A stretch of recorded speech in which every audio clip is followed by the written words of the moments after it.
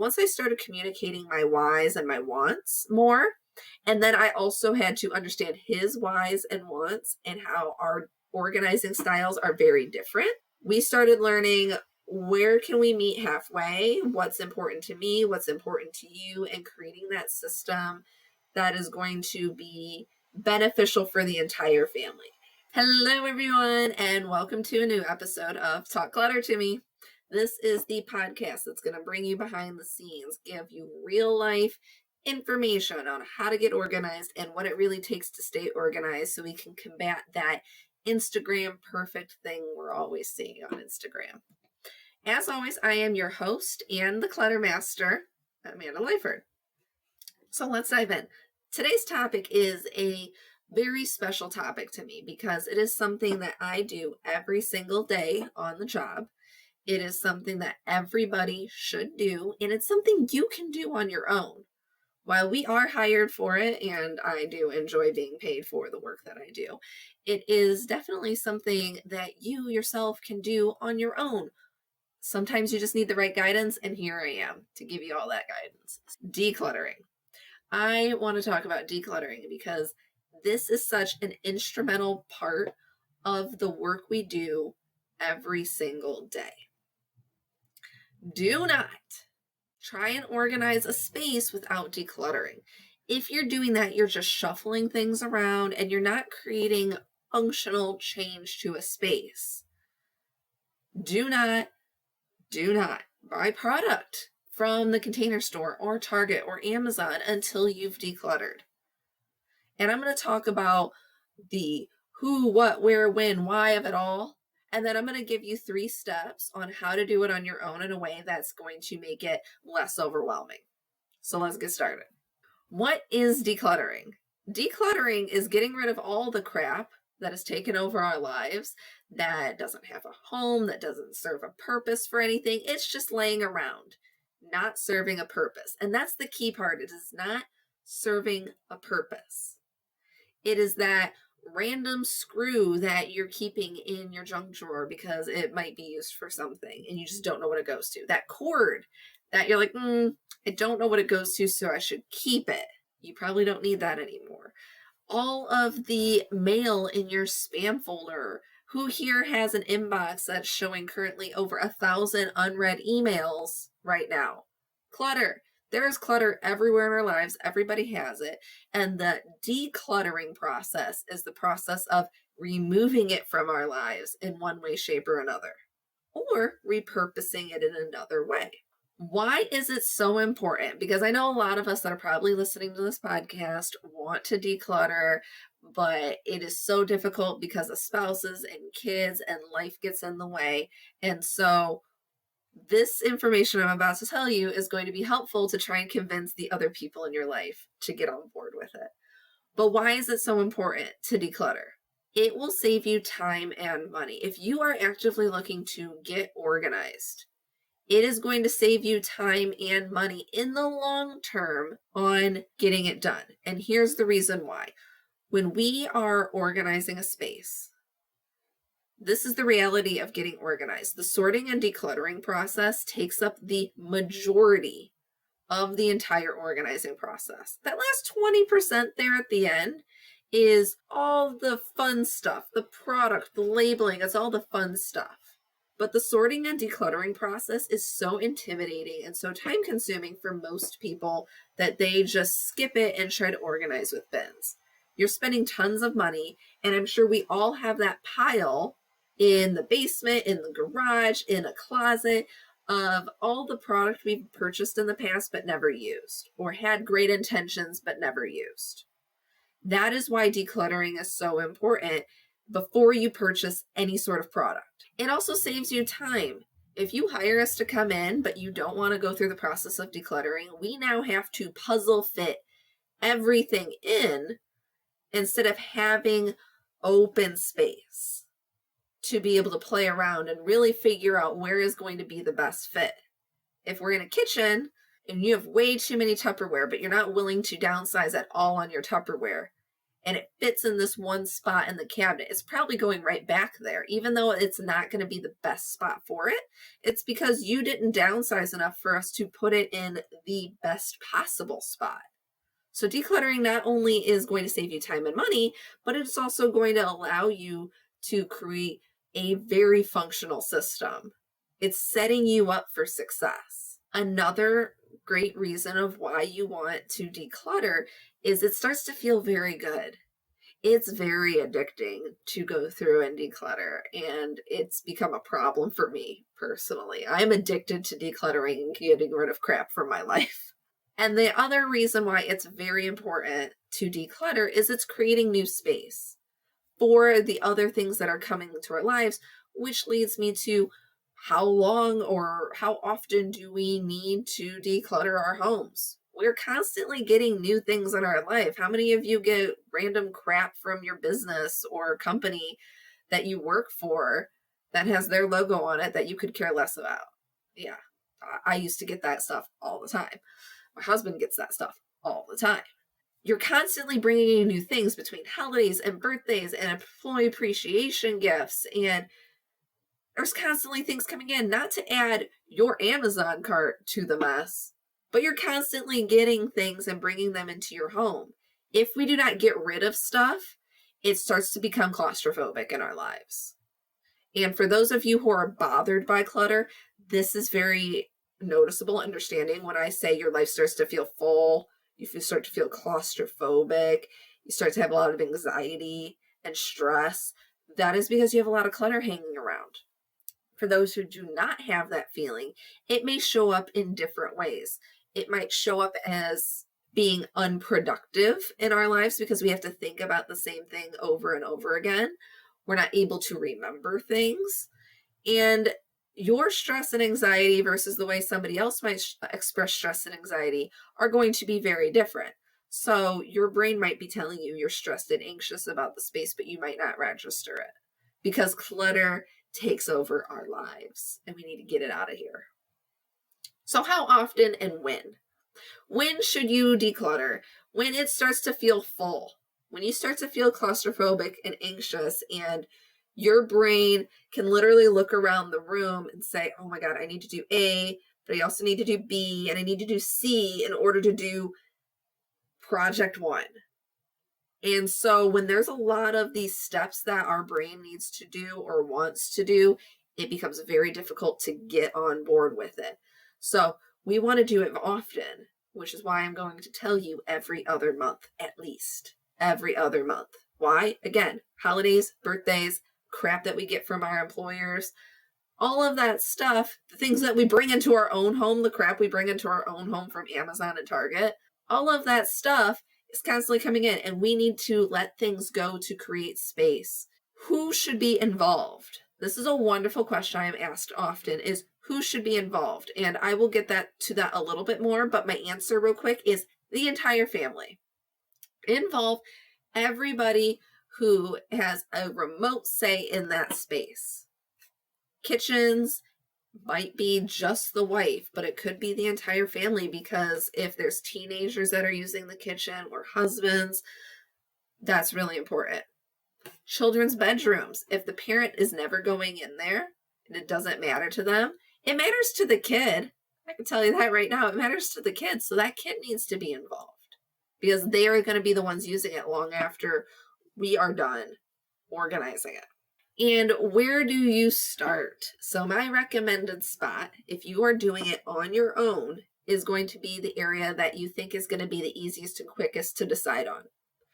Sentimental stuff, storage areas should be one of the last things you really consider.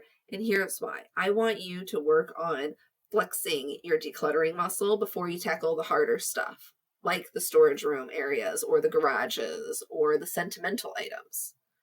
Work on that bathroom cabinet, your medicine cabinet. Work on that linen closet.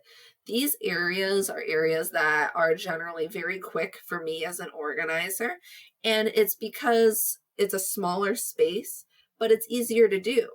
The entryway closet can take me maybe an hour to do, if that, depending on how full it is, obviously. But for you, it might take a few hours. And so with you planning out a few hours, that's a lot easier, and you start to get positive encouragement, positive feedback. You start to feel very good about it if you start small and work your way up to something bigger. So those are my who, what, where, when, and why, not in that specific order, I'm realizing, but why decluttering is so important and why I really stress that you guys do this. Now, you are ready to get organized and declutter. Here are our 4 steps that you need to work on before you start. Okay, before you even start the process of decluttering, I have 4 things that you need to do.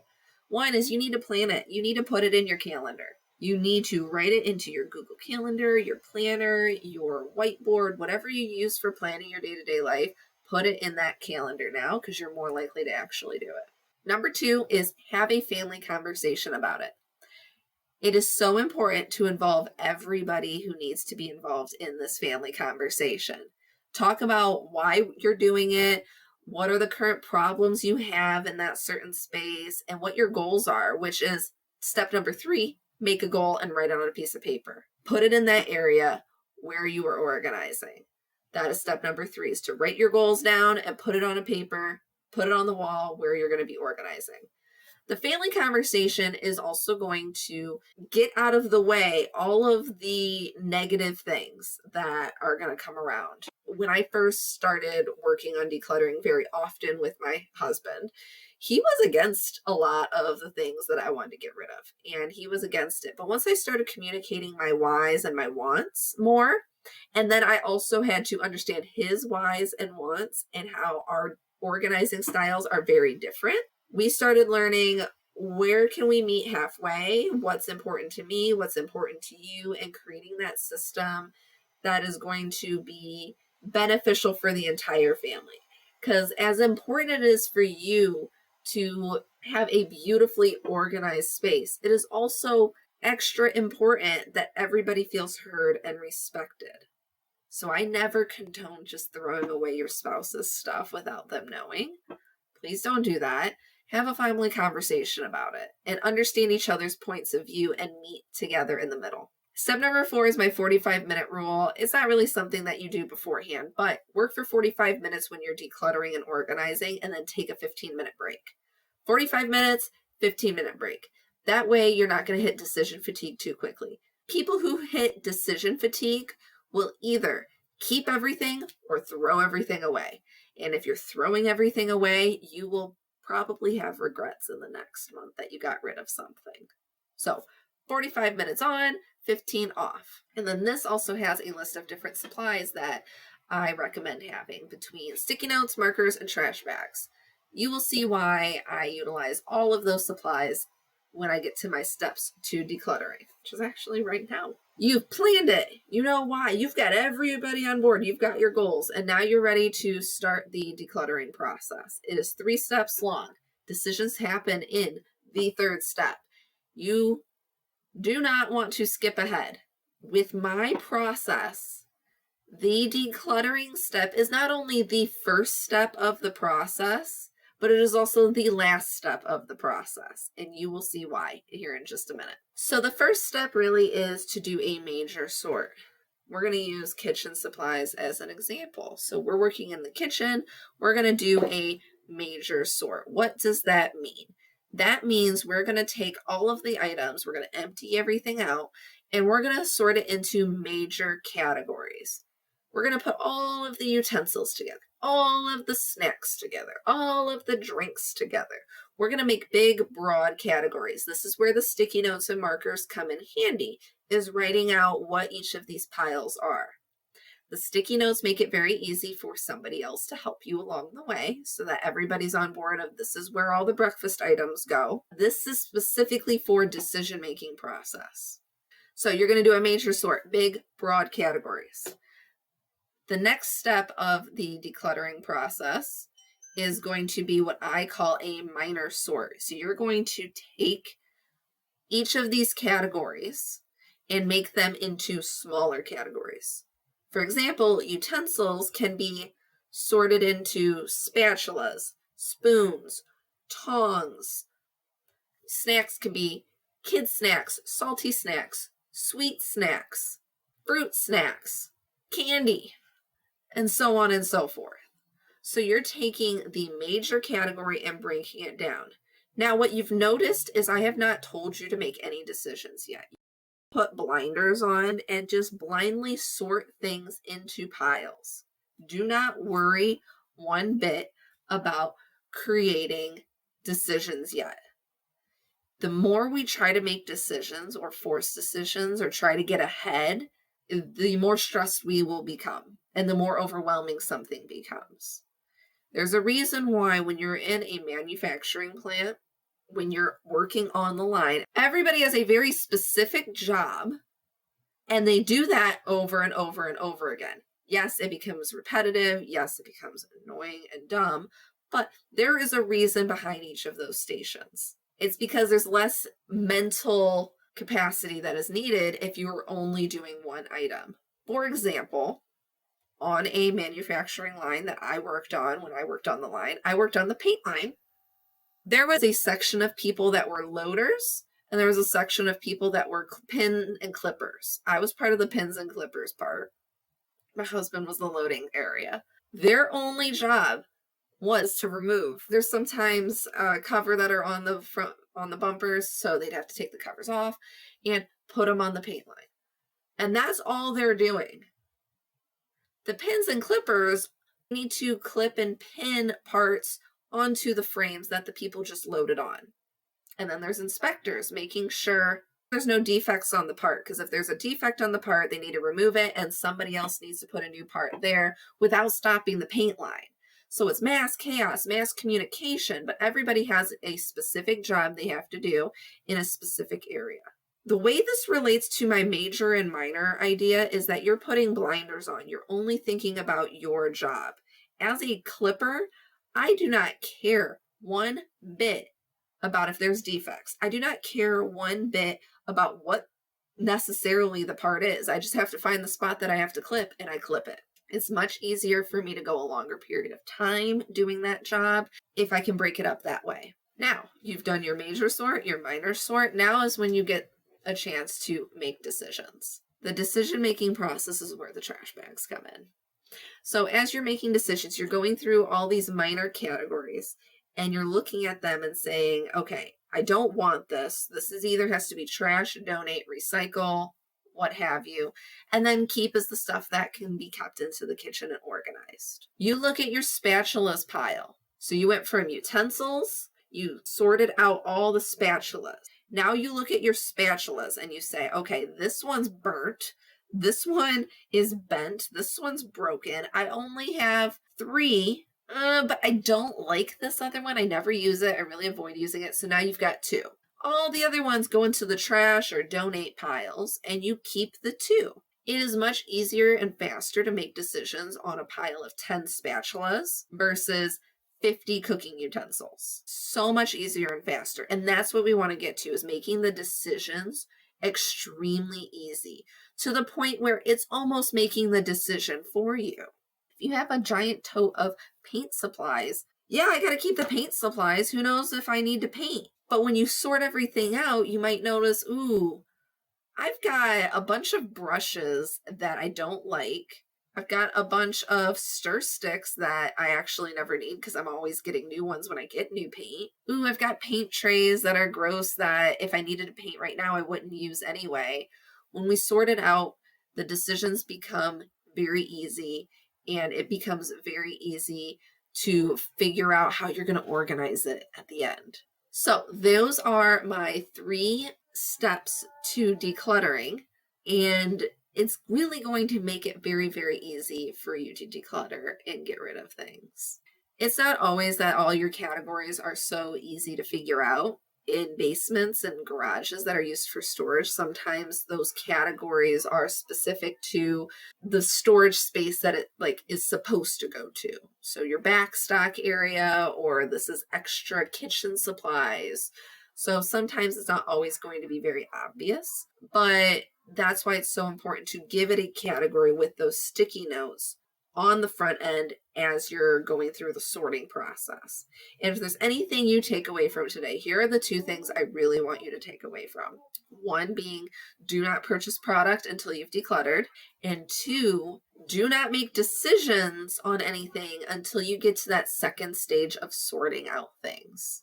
Blindly sort into broad categories and then sort it 1 step further and make decisions there. Those decisions will be so much easier. It is easier to make a decision on 10 spatulas opposed to 50 cooking utensils. It really is. And that's why deciding the decluttering process is not only the first step of the organizing process, but the decisions part of that is the last step. I'm not having you make decisions on things and then sorting things out.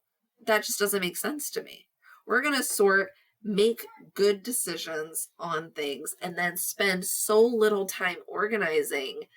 It's unreal. So many times my clients are like, are you sure we're going to be done today? Because it's like 2 hours and 1 or 2 hours till the end. I'm like, yeah, we're done with decisions. We're starting to put things back. This is easy. That last bit is so much easier and faster once we've decluttered everything. So as a recap, why is it important to declutter? It saves you time, money, it feels good, it gets addicting, and it creates space for all the incoming things. How often and when? You should do it when things start to feel kind of full in your life, and you should do it at least every other month because you're constantly bringing things inside your house. Who should be involved? The entire family. Where do you start? Start in the area that's going to take you the least amount of time or cause you the least amount of stress to do. What are the 3 steps to decluttering? Well, before you do that, what are the things that you need to do? You need to plan it. You need to have a family conversation about it. You need to write down your goals and remember that 45-minute rule. 45 minutes on, 15 minutes off. And finally, the 3 steps to declutter. Sort it into major categories. Everything. Sort everything into major categories with sticky notes so that you know what they are. Take one of your major categories and sort it down into minor categories. And step 3 is make decisions on the minor categories. That way you can make better decisions on things quickly. All right, so that is a bunch of information about decluttering and what we do on a daily basis. Please ask me any questions. As always, you can find me on social media on Instagram and Facebook, as well as on YouTube. Comment. Tell me what is some areas that you are having problems with right now in your life. Things that might not be obvious on how to categorize certain things. Where do you put things at? Feel free to send me messages on how to organize your specific space, and I will respond to you. I promise. I get excited when people ask me on social media about how do I do this in my own space, because every space is different. It's so hard for me to do a class on organizing a specific space because everything is so unique in everybody's homes. So a lot of the times when I tell people on how to organize their space, I'm telling them my specific rules for organizing their space that are kind of general and broad and can apply to every single house. But nobody wants to hear that because that's not fun. But that's okay, because the deciding and the decluttering steps is truly the most important step to do before you get organized. As always, please make sure you subscribe and follow us. I really appreciate all of your guys' support and feedback that I get from the podcast. And as always, I'm always looking to grow. So if you would like to be a guest, you think you are amazing at organizing this specific area, this specific type of service, I have the best process for my paperwork, Amanda, and I want to share that with your community. Please tell me, come on to my show and we will talk about that. Starting this month, because it's May, we are doing 2 episodes a month now. If you missed last month's announcement of that, go back and listen to the podcast last month, obviously. But 2 episodes a month now. One will be longer formatted and one will kind of be a shorter format moving on forward. I will still have guests on. We're still talking about getting organized, but also making it realistic. I'm making it realistic for you guys. And that has always been my goal with the podcast, is show the realistic side of getting organized, because there's too many times that we enjoy looking at these Instagram perfect accounts and they look beautiful, but the phrase that you probably say is, wow, that looks beautiful, but that's so unrealistic. Or I could not do that with my family of 5. Like that would just be destroyed in a day. And you're right. It works for that specific family that happened to, or that specific household. It's not always going to work for you. And so I like to bring you behind the scenes so you can not only see that you can be organized, but you can see that there is a lot of work that goes behind it, but it is possible for you in a variety of different ways. What is currently cluttering my life? As I record this, I'm getting ready to go on a retreat with other organizers to learn more, and you guys will see that very special podcast episode. So if you're going to the Organizers Collective, or you're actually, when this posts, you will be at the Organizers Collective. Come find me if you're at the Organizers Collective in Charleston, and let's get you onto this show. What I'm doing is I'm doing a quick series where we are going to interview a bunch of organizers at the retreat, answer 4 questions. You'll get put onto the podcast. You'll get tagged and everything. But I'm just doing all those interviews at the retreat because the retreat last year is actually where this podcast idea came to fruition. I had so much encouragement and support from the community there, as well as Everything Envy. If you're listening to this podcast, you guys really did support me enough and pushed me to do this. And now it has turned into something that I can't believe I never did sooner. But your guys' support of my ideas at the retreat is what made this come to fruition. So thank you so much to Everything MB and everybody at the retreat last year who pushed me to do this, because it has been an amazing experience. And so I want to give back to that wonderful community that helped get this started. That was a really long-winded thing of what's cluttering my life without actually telling you. But it is my mental load. I have a lot of mental clutter right now because I'm trying to cram a lot of stuff in right before I leave for a whole week. And then I have a lot of stuff crammed in the week after I come back. So I have a lot of mental clutter right now that is taking up a lot of my mental loads. As always, thank you everyone, and I hope you have a great day. Bye.